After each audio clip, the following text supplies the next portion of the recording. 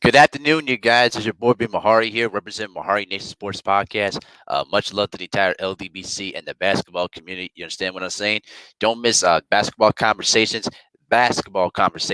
every Friday night, 9 p.m. Central Time, where we discuss basketball related topics, news, historical content, and everything else in between. So don't miss that out. And also, for all the new subscribers out there, make sure to hit the subscribe button and hit the bell icon for all the latest notifications when I drop some videos or when we do my live streams, okay?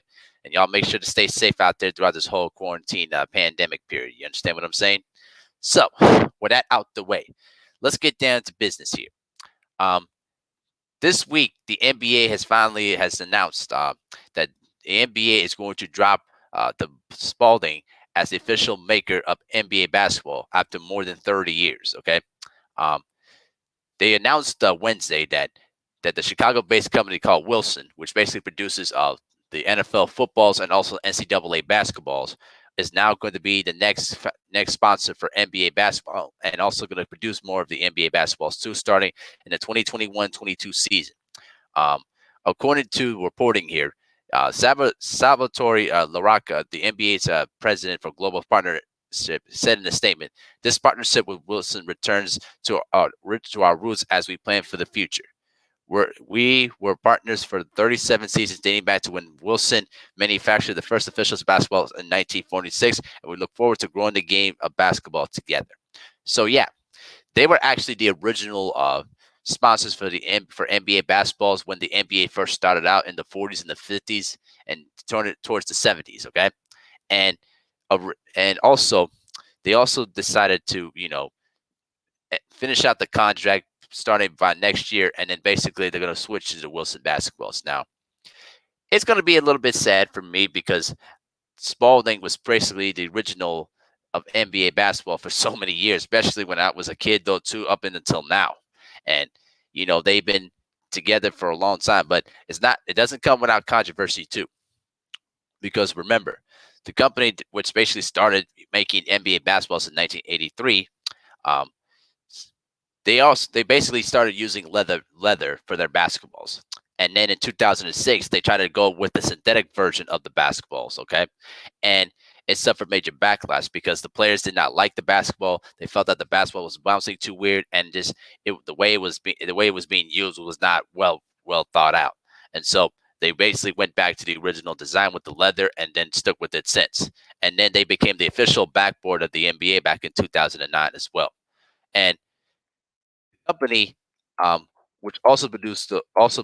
They are also Spalding was also the first company to produce the first ever basketball in 1984, which is basically an interesting thing that I didn't know about there too. So yeah, that's a big thing though as well.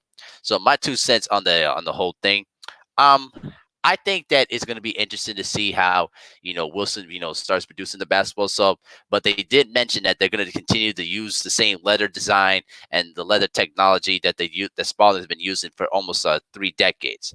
But personally have used the Wilson basketballs, in recreational and also in high school too, along with Spalding and certain high schools too as well. The Spalding basketball can be a bit difficult to play with because if it's not broken in correctly, or it doesn't normally broken in until like 3 months in. Unlike the Wilson basketballs, even when they're new, they're already ready to go and shoot because they have a good grip to the basketball.